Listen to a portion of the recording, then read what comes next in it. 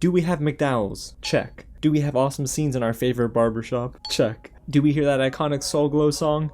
No, no, we don't.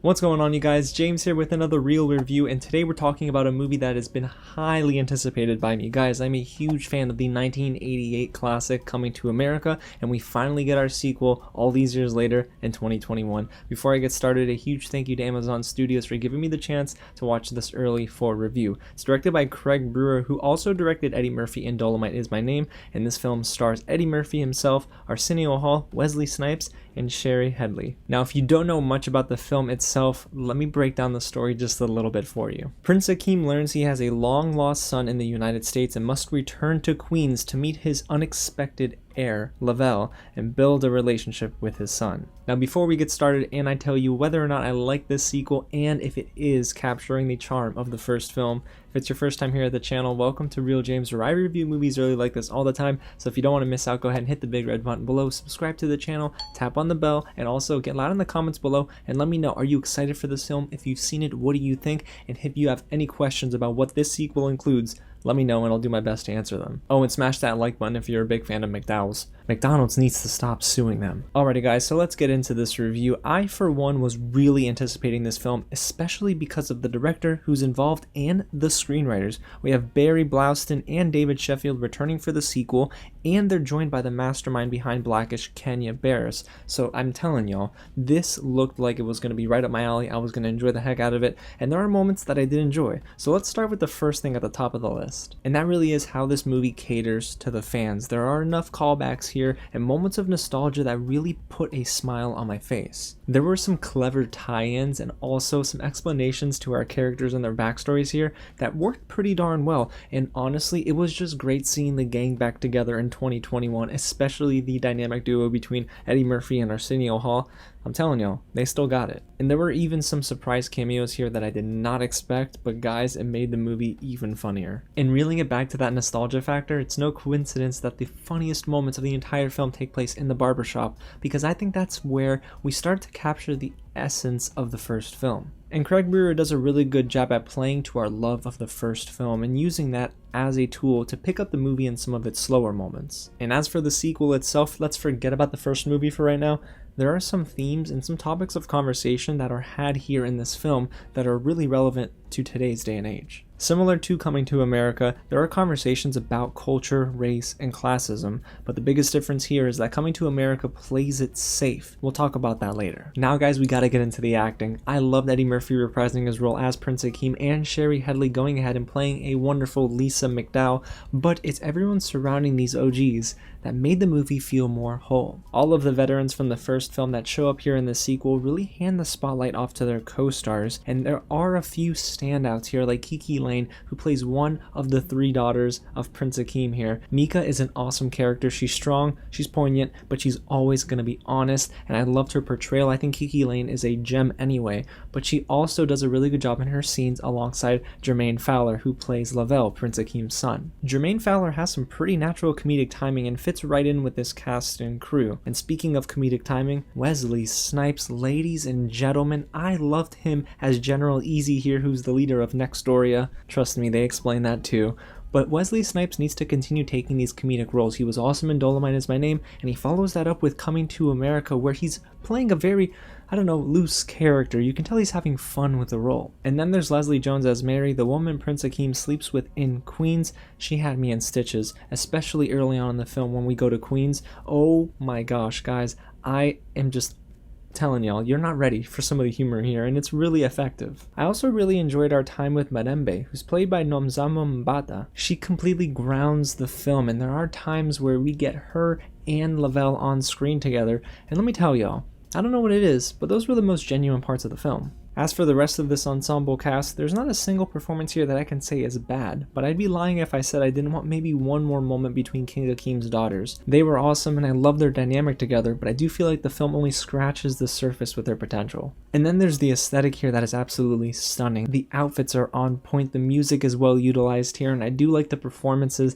that take place. There's a lot of good choreography here, especially when we first get introduced to Tiana Taylor. She crushes it here in her limited role because she's not in it a lot, but I do like that the cast always seems like they're having fun. Doesn't matter when and where. There are some issues I think with green screen, so the set designs don't always look pretty, but for the most part I was pretty engrossed in Zamunda and in Queens. Okay, so guys, for as much as I'm singing the praises of Coming to America, there are a few things here that really hold this film back. Now, I don't get too hung up on a movie's rating. It could be G, PG-13, rated R, it doesn't matter, usually, but in this case, Coming to America is really limited by its rating. Director Craig Brewer has already demonstrated that he can get the most out of Eddie Murphy and direct the heck out of a movie, but here in Coming to America, I found that the film played it safe way too often. What made that 1988 film a classic was because it had raw comedy, but because this is a PG-13 movie and it's catering to a wider audience, a lot of the jokes are watered down. There's even a moment where King Akeem says, "I'm the MFing king," like he literally says, MFing king.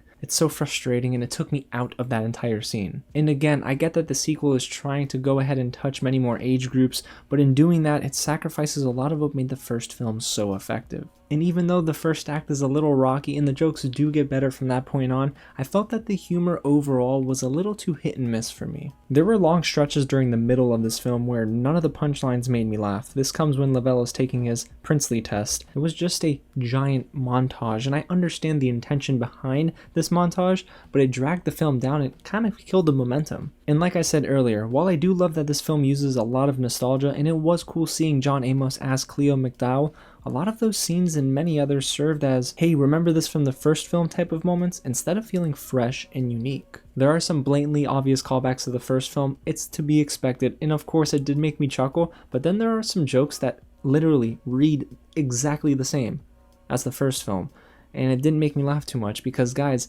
we heard it once, it was fresh then, but can we come up with some new material here? Why are we repeating and regurgitating the same punchlines? And don't get me wrong, guys, I was hopeful we get plenty more side-splitting moments since we had both original screenwriters and Kenya Barris on board, but those moments didn't come very often. Now to answer the question on everyone's mind, does this movie answer how Prince Akeem got another woman pregnant, and does this work in the sequel? Yes and no. They answered this question very early in the movie, but I didn't necessarily think it worked too well. But luckily, the movie doesn't get too hung up on just this moment, and they do move past it pretty quickly.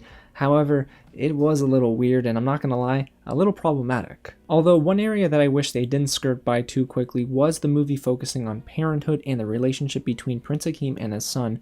It did feel a little pedestrian for me, and I understand the intention of the movie is to be a comedy film first and a drama second, but I do like those moments where we get Prince Akeem and his son, but far too often did they feel meaningless. And when it comes to the story beats, there's a predictability here that hurts the movie. Now, I know that the dramatic moments are not meant to dominate this sequel, but I do feel like Coming to America implements some comedic tropes that are all too familiar, and I kind of sighed at some of the decisions that were made here. In bringing it back to our cast, even though I like the new generation of actors being given the spotlight here, I was a little disappointed with how they wrote Semi, Prince Akeem, and some of our returning actresses and actors. I just expected the script to give them a little bit more material to play with. Unfortunately, I can't remember laughing out loud at a single scene with Semi, and I did laugh out loud with a ton of scenes involving him in the first film. And in this sequel, Shari Headley is wonderful, but the movie really puts her off to the side far too often. And if you're wondering, do they spend a decent amount of time in New York?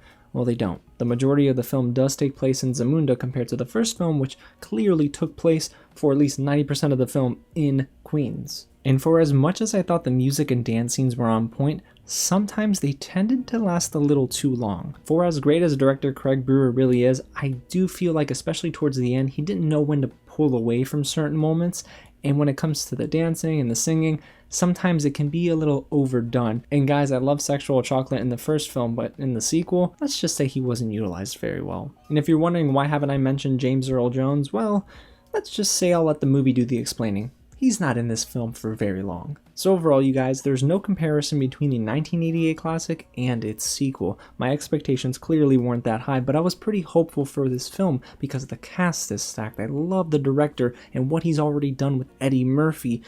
But after seeing this film, guys, I do feel like the rating held it back. And if that's the case and they had to sacrifice some humor, I wish they would have aimed for that R rating. There are some genuinely funny moments here between both our legends and some newcomers, and I especially enjoyed some of the story beats because they spoke to relevant topics in today's day and age. And I can't lie, there were some scenes where I was laughing so hard, especially in the barbershop, but I think it's those moments that made me feel very connected to the humor that worked in the first film. So if that's the case, well, it goes to show you that they were pushing the boundaries in the barbershop, right? But the rest of the film felt like it was a little toned down. And throughout this sequel, it's back and forth with jokes that land and others that fall flat, but that's not to say that this movie is awful, because it isn't. It's an enjoyable Saturday evening type of film that you can just throw on safely at home, or if you can catch it in the theaters, go and watch it with your loved one.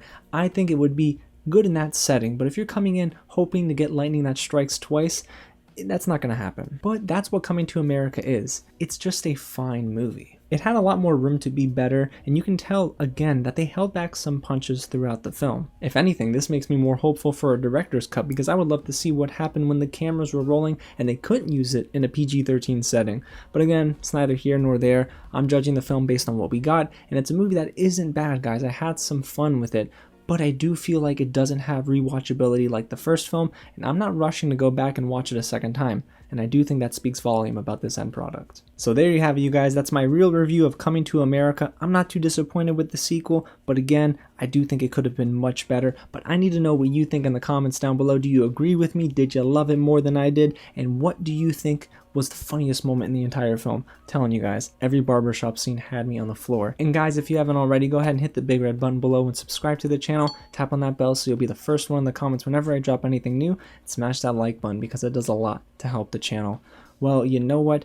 I'm ready to have a conversation about this movie because I can't wait for more people to see it, and I'm excited to hear about what some fans of the 1988 classic have to say about this.